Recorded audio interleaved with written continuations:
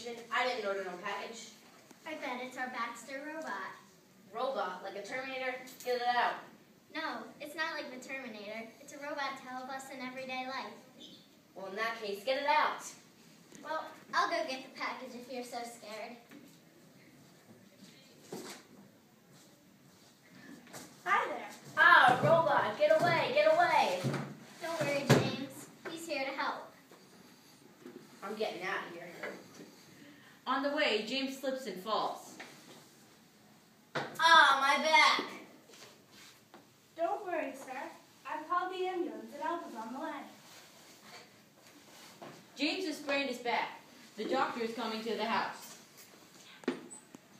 Doctor, doctor, give me the news. I think I broke my back and I stuffed my shoes. Well, James, you sprained your back and your shoes are pretty scuffed. I prescribed that Baxter stays at your home with you to assist you. James is learning of the robot's many features. The doctor is helping him, and an engineer has come. These men are going to teach you how to use Baxter. Whatever, I want some porridge. I made some this morning. It's in the microwave. I'll get it. Baxter can retrieve objects for you. He can use electronics, like the microwave, to heat things up like food. Well, that sure does help. But what about James going out of the house? Well, obviously James can't drive himself anymore. But with Baxter, driving is easy. He can control computerized vehicles, and he can carry James maybe. That's great. He can take me to the zoo. I haven't been there in 3 years. Will that be great, honey? Yes, but what about video chatting with the kids? I won't be able to get up and press the button on the TV anymore. Well, Baxter can help in 2 ways in this situation. The first is that he can remotely control any electronic in your home, or he can video chat with the screen on his face. Why don't we call Vanessa and Roger right now? Sure, I'll get them up on the screen. Beep, beep, beep, beep, boop, bop. Baxter initiates a video call with the couple's daughter, Vanessa, and their son-in-law, Roger. Hi, Mom. Hi, Dad. Hi, James. Hi, Louise. Why, hello, you two. We're trying out a new Baxter robot. Well, that's great. You do remember NASDAQ is coming over to be babysat today, right? Well, of course we did. Good. Well, we have to go. NASDAQ should be here any minute. Bye. Bye. I totally forgot NASDAQ was coming. Me too. Perfect. Baxter's sensors can monitor the child and make sure he stays safe. He can alert you if the child is in danger. Granny! Granny! Hi. Cool. Granny got a robot. Can I go outside? Well, I can't watch you right now, but Baxter can. Let's go. I think this robot's going to help us a great deal. Me too. Baxter will help hundreds of senior citizens all across this fine nation. And with his amazing adaptability, Baxter will learn and help even more in years to come. Go Baxter! Well done. Well done. So tell us about how you came to this project. Was it an idea that you got with your senior partner, or yes? Well, we went to visit Maple Court Senior Citizen Home, which is located near our school, and they told us about a variety of problems that they had, and we decided instead of creating one solution that fixes one problem, we thought that a robot would be able to come up with multiple solutions for different problems. Excellent. And have you done any research into what other types of robots are out there that might have similar applications? Yes. Well, we think robotics, which is on our box, they have a similar robot, but it's on a wheeled pedestal. And actually, I think it's NASA or like some college. They have legs that they could be put on, and we actually did a video conference with Mr. McNerney from Robotics. And the Rethink Robotics robot is an industrial robot and not a home use robot, so we adapted it for home use. Let's see. What sort of adaptations did you have to do? Yeah. Well, we found out about NASA. They're making like an exoskeleton. So we used that for legs. And Cornell University is using this kind of gripping device. So we use that for its hands. It can also, it can help with back pain because it'll carry heavy objects for you. Right at the moment, the most that it can lift is 5 pounds. Yeah, the current industrial robot can't do it, but we're saying that in the future it would be able to lift a lot heavier weights.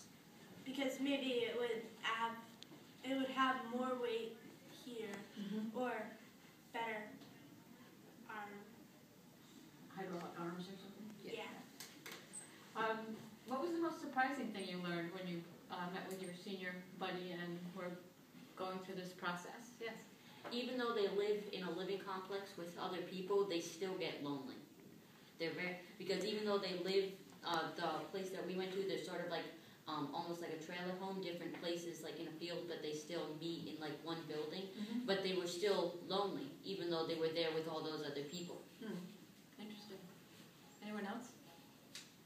Well, I thought that what was surprising is that just like a 5-year age difference, they had totally different ideas about robots. Like, we interviewed a 75-year-old and then an 82-year-old, so it's really a 7-year difference. But the 82-year-old was much more apprehensive towards having a robot than the 7-year-old, who thought it was a pretty good idea. I personally think it's because they've been around electronics more than The older generation, but that's just my personal opinion. Anyone else? Did working with the seniors help or change your picture of what it meant to be a senior and how you might think about your own lives? Yes. How about you? I thought maybe I didn't realize that it'd get so much harder as I got older. Anyone else? Like you think, it's kind of hard because you think that like what you're doing now you'll always be able to do. But there was one woman there who said that just like 2 years ago she loved to golf and she went golfing a lot, but now she can't. And that was just like 2 years' time. She totally cannot do it. Anyone else? You have a little Velcro on, don't you? Go ahead and take it on, it's fine. After being in hockey for 30 minutes, it's not good. I was curious. I see you guys went and looked at the robot, but how much did you look into like actually manufacturing it or looking at cost materials and things along those lines? Well, when we talked to the engineer at Rethink Robotics who makes the current industrial robot, they said that with the ideas that we wanted to do, it would more be from a programming aspect that it would have to be changed, so the manufacturing cost would stay about the same as it is for the robot that we based our idea off of. Because it's just a lot of programming differences for different uses. Also, I see looks like Baxter's supposed to use a GPS control system. Yeah, so it would use that with, have you heard of the Google car? Yes. Okay, so it would use that with the Google car, because we would try to put some sort of computer. Because this idea is in the future, so we're assuming that by this point computerized vehicles are more mainstream than in just the testing stages that they are today. Like, we would think that, say, you'll have a Google car. You get a Google car, and you get a Google car. Sorry, I'm not Oprah. I can't manage to make it. There's no keys under your seat, so. So the computer that lives in your robot, in your virtual robot, how is it controlled? Can someone from, like, I can't remember your name, James's daughter control the robot to go outside and get him a surprise package? Or? Well, we were thinking to use voice control, so, but that's a very good idea. To use it from other points, like other points. But I guess from our idea, which is voice control, I guess we could use something like a walkie-talkie or a cell phone, because it would still be connected to the internet. So we could probably use email or some other form of communication using a cell phone or a walkie-talkie to control Baxter. When we talked to Mr. McNerney, he said that it could be like controlled by a video game or something like that, or it could control it like that. Interesting. Yeah. I did, but I forgot them, unfortunately. Have you guys any questions for us? No? Would you like a Baxter? I love the Baxter. Have you thought about entering the Baxter into the Global Innovation Award? I've never even heard of that. If you go to our website and click on Global Innovation Award, it's been around, this will be its 3rd year. Okay. And the winning team and even some of the runner-up teams get significant financial and mentoring support to bring their product to market. It's sponsored by Everyday Edison's. Have you heard of them? No. They did that inventor show on television. Yeah. Yeah. And X Prize. So Well, thank you for that. Letting us know about that. yeah, check it out. That might be what one of our spring projects will There you be. go. Maybe you'll see us in 20 years, you know. I know. Faces the Baxter. You can bring a robot to my house. Maybe you'll be seeing us in 20 years being on. Have you ever watched Shark Tank? Maybe we'll be Yes. one of those people sitting up there. We'll just be like, you. Now, what's the most important thing for today? Have fun. Thank you. Yes. Have fun, you guys. Great job. Great presentation. Thanks. Great idea. Thank you. Good luck. Thank you. Good luck Thank you. today.